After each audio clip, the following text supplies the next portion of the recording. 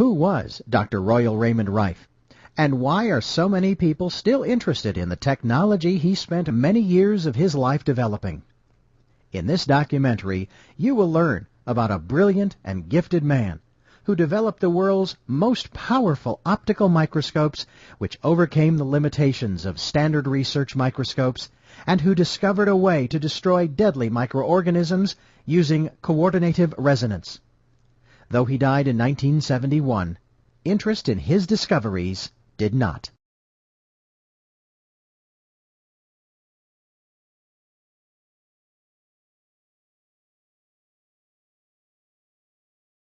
Royal Raymond Rife was a handsome and gifted young man. He had an inquisitive mind and explored many interests.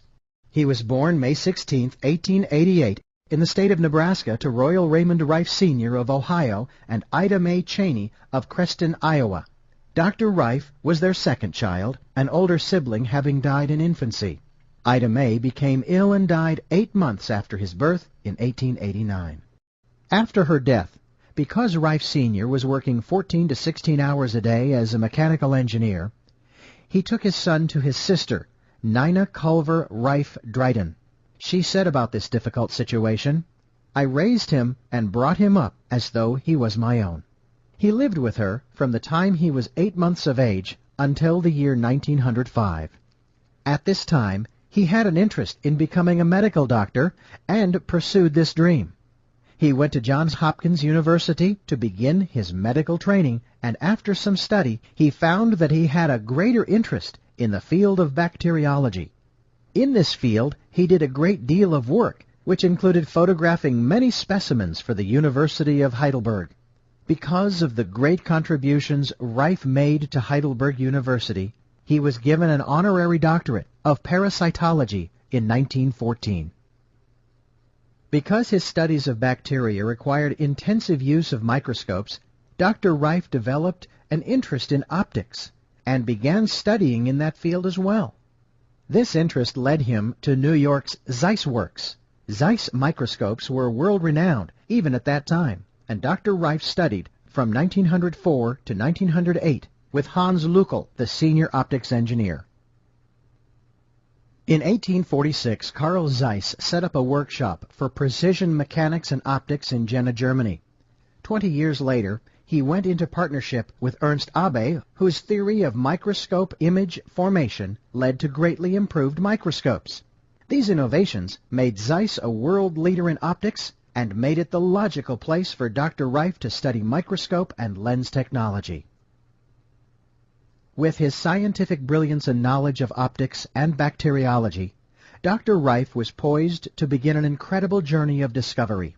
This journey began with his move to California, where he settled in Point Loma. Dr. Rife met Mamie Quinn. He fell deeply in love with her. Rife liked poetry and would write her little poems to express how he felt about her. There was a great deal of prejudice in those days, but this didn't make any difference in the way they felt about each other. She was a great support to him in all his endeavors. They married in 1912. For some unknown reason, they were never able to have any children. Their marriage lasted for 45 years until her death in 1957.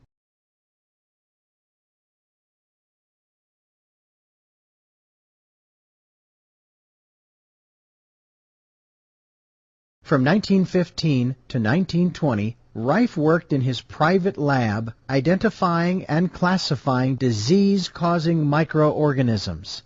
By the end of 1920, he was frustrated with the standard research microscopes because of the limitations in magnification. At this time, he was working on cancer, and the limitations of magnification were stopping him from finding the viral cause of the disease. Standard research microscopes at the time, like those manufactured today, could only magnify a microorganism up to 2,500 times diameter. Dr. Rife felt that with this limitation, he would never be able to find the true cause of many diseases. At about this time, Rife began his work using frequency instruments. He told a reporter in a May 6, 1938 Evening Tribune article that he also experimented with electrical stimuli on various microorganisms, and he noticed the individualistic differences in the chemical constituents of the diseased organisms, saw the indications of electrical characteristics, and observed the electrical polarities in the organisms. Random speculation on the observation suddenly stirred in his mind a startling, astonishing thought. What would happen if I subjected these organisms to different electrical frequencies, he wondered. With this revolutionary thought, he began to gather all the necessary instruments, such as standard research microscopes, frequency generators to produce the high frequencies he would work with, test tubes, and bacteriological equipment, cages for guinea pigs and other animals he would be working with, cameras for photographing specimens, and machine shop machinery to build his own designs. Rife met Lee De Forest, the father of modern vacuum tubes, who was an important contributor to early radio technology. He helped to build many of Rife's early frequency generators. Way back in 1920, when, of course, radio was really in its infancy, I worked a number of years with Lee De Forest, which is a good man, and he's a daddy, you know. Rife found, through arduous experimentation, looking through the microscope as he applied various frequencies, that he was able to kill these microorganisms, proving his theory to be correct. In order to determine which frequencies would kill a particular organism, it was absolutely essential that he be able to see the organisms in a living state, so that he could observe the effect of various frequencies in real time. Rife later called a frequency which killed an organism its MOR, or mortal oscillatory rate.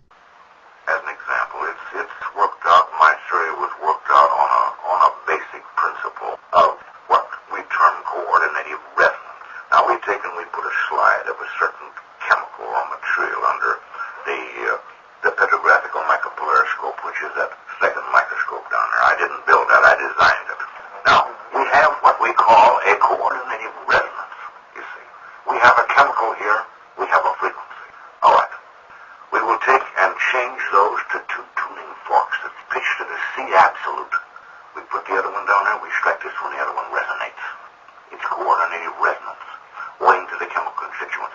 And we create that electronically, the same as we determine what material is under that microscope by the color and the index of light as we rotate it between the analyzer and polarizer. As the color index fades from one color to the other, the angle of refraction of that crystal, and so on, we can tell. It's coordinated resonance. The same as I say, you take two tuning forks that's pitched to the C or an A absolute, you strike one, the other one resonates. So we're showing an electronic frequency through the tissues of the body that simply devitalizes the bacteria with no harm to normal tissue.